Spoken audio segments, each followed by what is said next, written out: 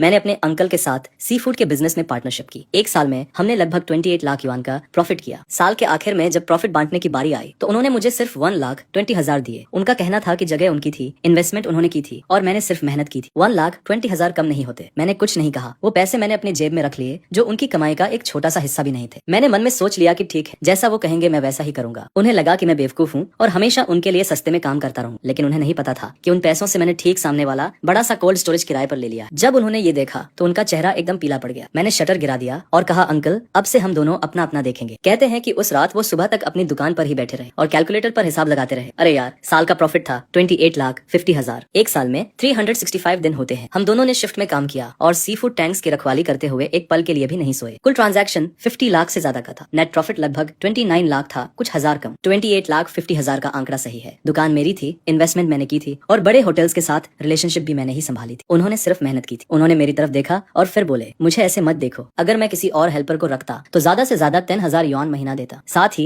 मुझे उसके खाने, रहने और सोशल सिक्योरिटी का भी ध्यान रखना पड़ता। ये 1,20,000 तुम्हारी बचत है, ये कम नहीं है। वेयर एंड टेयर, डिप्रिशिएशन और कलेक्शन मैनेजमेंट को मिलाकर मैंने तो पूरे साल उन पुरानी रेफ्रिजरेशन मशीन्स को रिपेयर करने में ही 30,000 से ज्यादा खर्च कर दिए। वो सही कह रहे थे, दुकान और इन्वेस्टमेंट उनकी थी, लेकिन उन 27,30,000 में से कितने मेरी मेहनत और खून पसीने से कमाए गए थे, उन्होंने कभी ये हिसाब नहीं लगाया। मैंने कहा, ठीक है, जैसा आप कहेंगे मैं वैसा ही करूँ। फिर उन्होंने कहा, चलो अब ज्यादा मत सोचो। नए साल के पहले दिन अच्छी क्वालिटी की लॉबस्टर का एक कंसाइनमेंट पोर्ट पर कम प्राइस में आएगा, वहाँ जल्दी पहुँच जाना। मैं घर नहीं गया। मेरे पास वो 1,20,000 युआन थे। मुझे डर था कि मेरी माँ मुझसे पूछेंगी कि मैंने अपने अंकल के साथ इस साल कितना कमाया और हमने प्रॉफिट कैसे बांटा। मेरे पास कोई जवाब नहीं था। पार्टनरशिप शुरू करते वक्त उन्होंने मुझसे कहा था, अरे हम तो फैमिली है। उसने मुझसे कहा था, हम मुनाफा बराबर बांटेंगे, जहाँ मैं खाऊंगा तुम भी खाओगे। न्यू ईयर से पहले उसने कहा था कि हम बराबर बांटेंगे। न्यू ईयर के बाद वो कहने लगा कि मेहनत तो सिर्फ मैंने की है। मैंने उस आंकड़े को बहुत देर तक देखा। क्या मेरी सारी मेहनत बस इतनी ही थी? क्या उसने ये नहीं कहा था कि वो पोजीशन उसकी है? तो ठीक है, अब मेरी अपनी होगी। मैंने मार्केट के लीजिंग सुपरवाइजर को सामने वाले 500 स्क्वायर मीटर के बड़े से रेफ्रिजरेटर के बारे में कॉल किया। रेंट और डिपॉजिट मिलाकर सिर्फ 1,20,000 थे। नीचे के सारे छोटे कस्टमर्स को तो मैं पहले से ही जानता था। मैं 3 दिन में कॉन्ट्रैक्ट साइन करके न्यू ईयर से पहले ओपनिंग कर सकता था। उसी रात मैंने सुपरवाइजर के टेबल पर पैसे रख दिए। हमने उसी रात कॉन्ट्रैक्ट साइन किया और मेरे हाथ में उस रेफ्रिजरेटर की चाबियां आ गई। मुझे पता चल गया कि अब मेरी डेस्टिनी किसी और के हाथ में नहीं है। न्यू ईयर के पहले दिन सुबह 4 o'clock बजे डॉक पर बर्फीली हवा चल रही थी। मैं हमेशा से 2 घंटे पहले पहुंच गया। जब शिप का कैप्टन आया तो मैं उसके पास गया। ओल्ड जान, मुझे लॉबस्टर का पूरा लॉट चाहिए, कैश पेमेंट अभी के अभी। कैप्टन हैरान रह गया। अरे तुम्हारे अंकल ने तुम्हें बताया नहीं?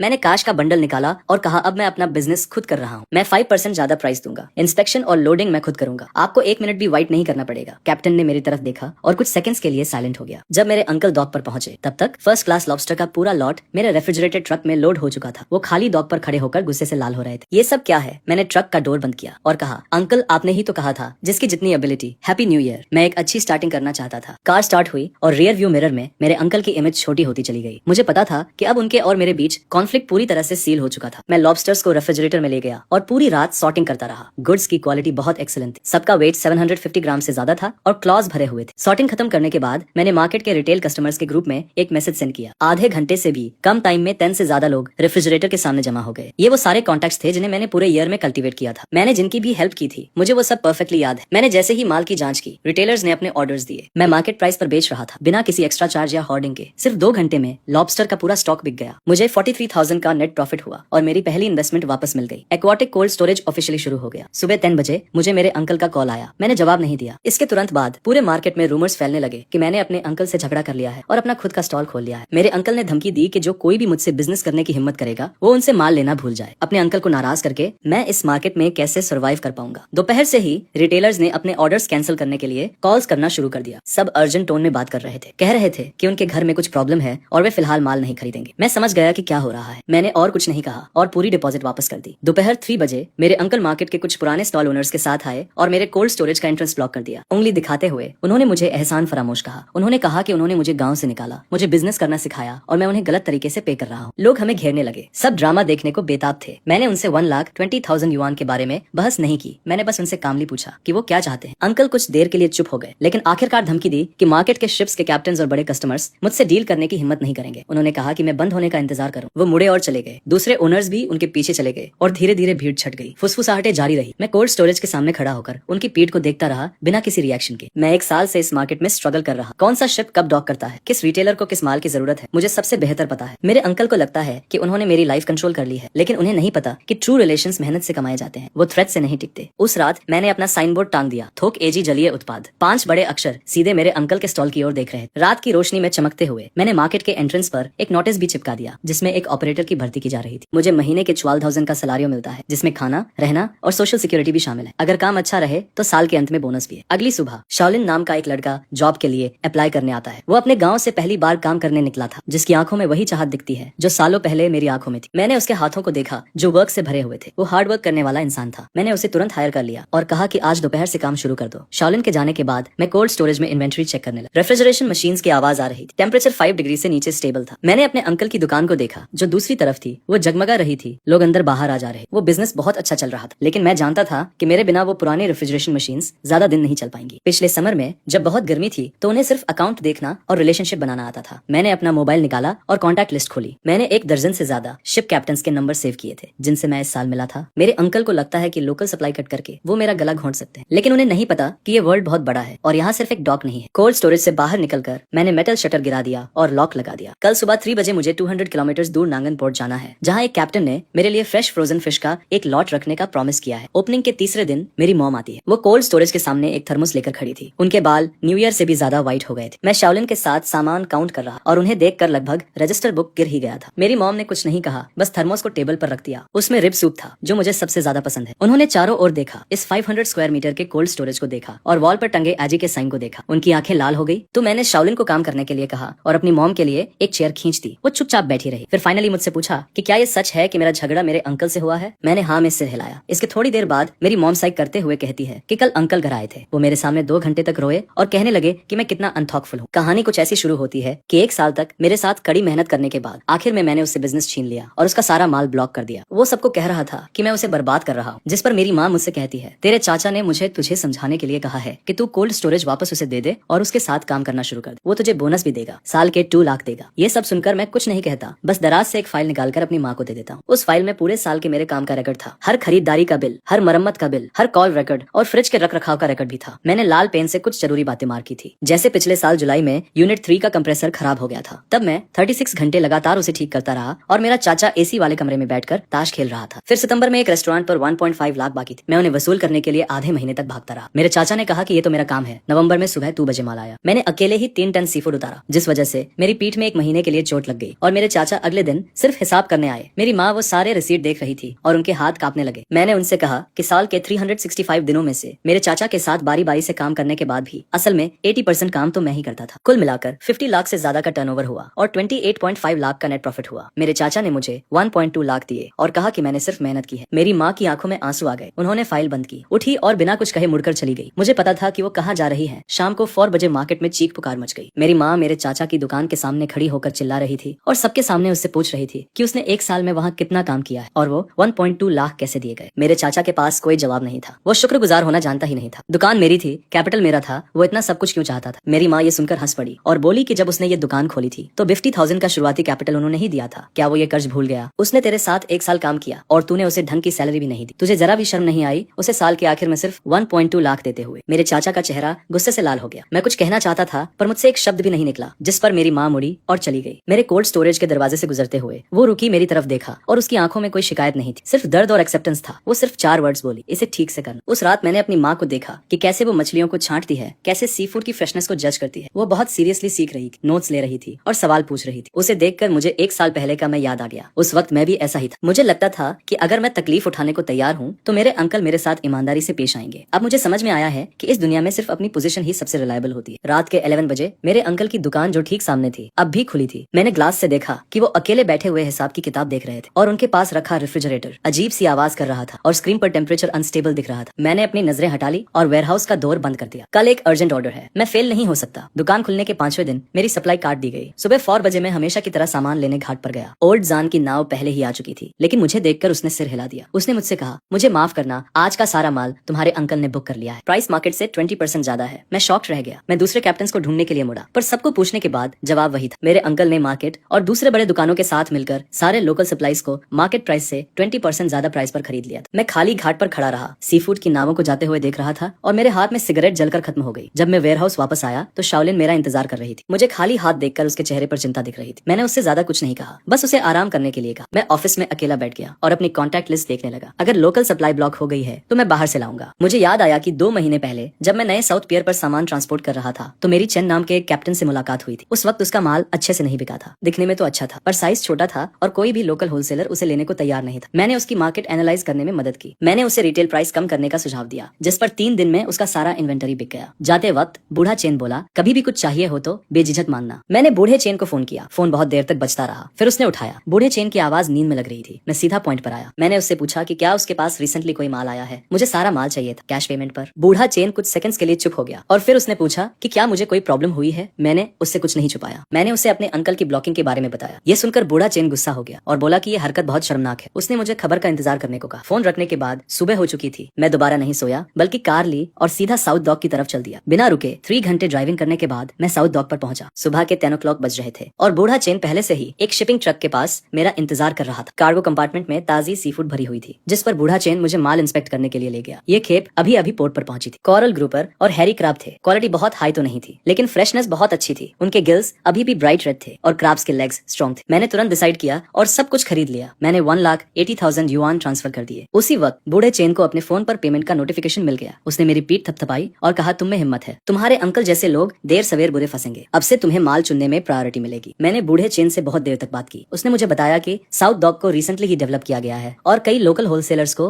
अभी तक इस रूट के बारे में पता नहीं। यहाँ सप्लाई स्टेबल है और प्राइसेस नॉर्थ से 10% कम है। इसके अलावा शिप्स के कैप्टन्स ईमानदार और स्ट्रेट फॉरवर्ड लोग हैं। मुझे और भी कॉन्फिडेंस हुआ। मेरे अंकल को लगा कि लोकल डॉक को कंट्रोल करके वो मुझे घुटने टेकने पर मजबूर कर देंगे, लेकिन उन्हें नहीं पता कि ये समुद्र बहुत बड़ा है। यहाँ 1 से ज्यादा डॉक्स हैं। मैं ट्रक भरकर वापस मार्केट पहुंचा और शाओलिन पहले से ही कोल्ड स्टोरेज के दौर पर मेरा वेट कर रहा था। जैसे ही मैंने ट्रक देखा मेरी आंखें चमक उठी। हम लोगों ने पूरी रात माल उतारा। फिर हमने कोरल ग्रोपर और हैरी क्रैब के लॉट को छाटा और तौला। हालांकि वो फर्स्ट क्लास नहीं थे, लेकिन उनकी ताजगी बहुत अच्छी थी और मार्केट प्राइस से 5% कम थे। मैंने तुरंत अपने कुछ पुराने कस्टमर्स को कॉल किया। उन्हें माल की जरूरत थी और उन्होंने वहीं पर ऑर्डर्स दे दी। उसी रात 10 बजे तक आधा से ज्यादा माल बिक चुका था, जिससे मुझे 1,50,000 युआन मिले। अगली सुबह मैं फिर से साउथ पियर पर गया। इस बार ओल्ड चेन ने मुझे 2 और कैप्टन से मिलवाया जो ओपन सी में और भी ज्यादा स्टेडी सप्लाई के साथ ऑपरेट करते थे। मैंने उनके साथ कोलैबोरेशन करने का इंटेंशन डिस्कस किया और प्रॉमिस किया कि जब तक क्वालिटी अच्छी रहेगी मैं सब कुछ कैश में पे करूंगा, कोई डिले नहीं होगा। ये सुनकर तीनों कैप्टन्स ने थोड़ी देर तक आपस में बात की और फाइनली मान गए। उनमें से एक, जिसका सुरनेम वोंग था, उसने कहा, वाह, इतनी कम उम्र में अपने दम पर लॉन्च करने के लिए तुम्हारे अंदर बहुत हिम्मत है, तुम्हारे अंदर डिटर्मिनेशन है। हम जो सेलिंग करते हैं वो रेप्यूटेशन को सबसे ऊपर रखते हैं। अगर तुम कैश पेमेंट्स मेंटेन रखते हो तो हम तुम्हें सप्लाई में प्रायोरिटी देंगे। मैंने उन सभी से हैंडशेक किया और फाइनली मेरे ऊपर से एक बहुत बड़ा बोझ उतर गया। शहर जाते वक्त मुझे शाओलिन का कॉल आया। उसने मुझे बताया कि मेरे अंकल आज वेयरहाउस के सामने थे। उन्होंने कई चक्कर लगाए और देखा कि हम कैसे माल अनलोड कर रहे थे और उनका चेहरा बहुत डार्क लग रहा था। कुछ रिटेलर्स भी आकर पूछ रहे थे कि हम माल कहाँ से ला रहे हैं और मार्केट से भी कम प्राइस में क्यों दे रहे हैं। मैंने फोन कट किया और विंडो के पीछे से गुजरते लैंडस्केप को देखने लगा। मेरे अंकल को लगता था कि लोकल प्राइस बढ़ाकर वो मुझे फोर्स कर सकते हैं कि मैं यहाँ से चला जाऊँ, लेकिन उन्हें अंदाजा भी नहीं था कि वो जितना मुझे ब्लॉक करेंगे मेरा रास्ता उतना ही चौड़ा होता जाएगा। एक बार साउथ पियर से सप्लाई स्टेबल हो गई तो मेरी कॉस्ट उनसे 10% कम थी और प्राइस का एडवांटेज तुरंत ऑब्वियस हो गया। आखिर में मैं कॉर्नर नहीं होऊंगा। साउथ पियर से सप्लाई स्टेबल करने के बाद मेरा कोल्ड स्टोरेज का बिजनेस बहुत अच्छा चलने लगा। लगातार एक वीक तक मैं सुबह 3 बजे साउथ पियर पर माल लेने जाता था और सुबह 10 बजे से पहले मार्केट लौट आता था। ये प्रोडक्ट्स बहुत फ्रेश थे और लोकल प्रोडक्ट्स से 10% सस्ते थे। रिटेलर्स ने एडवांटेज को टेस्ट किया और ऑर्डर्स लगातार बढ़ते गए। 10वें दिन बूढ़ा चेन मुझे फोन करता है और कहता है कि वो मुझसे एक जरूरी बात करना चाहता है, जिस पर मैं उसी शाम उससे मिलने चला जाता हूँ। बूढ़ा चेन मुझे डॉक पर एक खाने की दुकान पर ले जाता है, कई डिशेस ऑर्डर करता है और 2 ग्लास शराब डालता है। वो सीधे मुद्दे पर आता है और कहता है, मुझे तुम एक भरोसेमंद आदमी लगते हो। मैं तुम्हारे साथ एक एक्सक्लूसिव सप्लाई एग्रीमेंट साइन करना चाहता हूँ। मैं चॉपस्टिक्स रखता हूँ और उसकी तरफ देखता हूँ। बूढ़ा चेन बताता है, अभी साउथ डॉक पर 5 शिप्स काम कर रही है, मेरी लाओ हैंग की और ओजाओ की। हमारी 3 शिप्स मिलकर आधा वॉल्यूम कवर करती है। मैंने तुम्हें ऑब्जर्व किया है और देखा है कि तुम हमेशा काश में पेमेंट करते हो। तुम इंस्पेक्शन में प्रोफेशनल हो और कभी शिकायत नहीं करते। हमने आपस में सलाह की है और हम तुम्हें प्रायोरिटी देने को तैयार है, लेकिन एक शर्त है, तुम्हें हर हफ्ते कम से कम 2 लाख युआन की खरीद की गारंटी देनी होगी। साथ ही प्राइस बाकी सबसे 5% कम होगा। मैं कैलकुलेशन करता हूँ, 2 लाख युआन का वॉल्यूम अभी मेरे लिए काफी प्रेशर वाला है, लेकिन अगर मुझे एक्सक्लूसिविटी मिल जाती है तो ये सप्लाई चेन के दिल को कंट्रोल करने जैसा होगा। मेरे चाचा लोकल प्राइसेस बढ़ाकर मुझे ब्लॉक करने की कोशिश कर रहे हैं और मुझे साउथ डॉक पर सबसे कम प्राइस मिल रहा है। इस गेम से एडवांटेज तुरंत साफ हो जाएगा। मैं बूढ़े चेन से हाथ मिलाता हूँ। हम अग्रीमेंट तुरंत साइन करते हैं, जिसकी ड्यूरेशन 3 महीने की है। मैं वीकली 2 लाख युआन के वॉल्यूम की गारंटी देता हूँ। वो स्टेबल सप्लाई और सबसे अच्छे पॉसिबल प्राइस की गारंटी देते हैं। अग्रीमेंट साइन करने के बाद लाओ चेन मुझे एक और बात बताता है। वो कहता है कि हाल ही में कोई अपने कॉन्टैक्ट्स का इस्तेमाल करके ये पता लगाने की कोशिश कर रहा है कि मैं अपना सामान कहाँ से लेता हूँ। वो लोग मुझसे ये लाइन छीनने के लिए बहुत ज्यादा प्राइस ऑफर कर रहे हैं। ओचनन कहता है, देखो, बिजनेस में रेपुटेशन मायने रखती है। तुम हमारे साथ लॉयल रहे हो। हम अपनी बात से मुकरने जैसा घटिया काम नहीं करेंगे, लेकिन सावधान रहें। तुम्हारे चाचा सालों से इस एरिया में काम कर रहे हैं और उनके पास कई चालें हैं। मैं सिचुएशन को समझते हुए हामी भरता हूँ। जब मैं मार्केट वापस आता हूँ तो रात के 9 बज चुके होते हैं। हैं और योलिन अभी भी कोल्ड स्टोरेज में सामान अरेंज कर रही होती। मुझे देखकर वो तुरंत आती है और बताती है कि आज 3 और रिटेल कस्टमर्स ने ऑर्डर्स दिए और एक रेस्टोरेंट का ओनर भी है जो लॉन्ग टर्म कोलैबोरेशन के बारे में बात करना चाहता। अगली सुबह मैं उस रेस्टोरेंट में जाता हूँ। ले नाम के एक रेस्टोरेंट के ओनर हैं जिनकी उम्र 40 के आसपास है। उनके यहाँ सी फूड की खपत काफी ज्यादा है। ली मुझसे कहते हैं कि पहले वो हमेशा मेरे अंकल से ही माल खरीदते थे, जिस पर अब मछली के मरने की रेट बहुत बढ़ गई है और उन्होंने कई बार शिकायत भी की, लेकिन कोई इंप्रूवमेंट नहीं हुई। फिर मैं उन्हें कोल्ड स्टोरेज में माल दिखाने के लिए ले जाता हूँ। ले हर चीज की बहुत सावधानी से इंस्पेक्शन करते हैं, मछली के गिल्स के कलर से लेकर आंखों की क्लैरिटी तक। वो हर डिटेल को चेक करते हैं और फाइनली सिर हिलाकर कहते हैं कि माल वाकई में अच्छा है। वो मुझसे पूछते हैं कि क्या मैं स्टेबल सप्लाई की गारंटी दे सकता हूँ, जिस पर मैं उन्हें अनमतों के साथ एक्सक्लूसिव सप्लाई का अग्रीमेंट दिखाता हूँ। उसे पढ़ने के बाद ली तुरंत डिसाइड करते हैं कि अब से उनके दोनों लोकेशंस के लिए सारा सी फूड मुझसे ही खरीदा जाएगा, कम से कम 50,000 युआन वीकली। ली को विदाई देने के बाद मैं कोल्ड स्टोरेज के सामने खड़ा होकर सिगरेट जलाता हूँ जो मेरे अंकल का है। वो किसी से बहुत ऊंची आवाज में आर्ग्यू कर रहे थे और ग्लास से दिख रहा था कि कई बॉक्सेस मरी हुई मछलियों के जमीन पर पड़े हैं। टेम्परेचर अनस्टेबल है और ज्यादातर माल खराब हो रहा है। मैं कुछ नहीं कहता, बस सामने देखता रहता हूँ। मुझे वो रेफ्रिजरेशन मशीन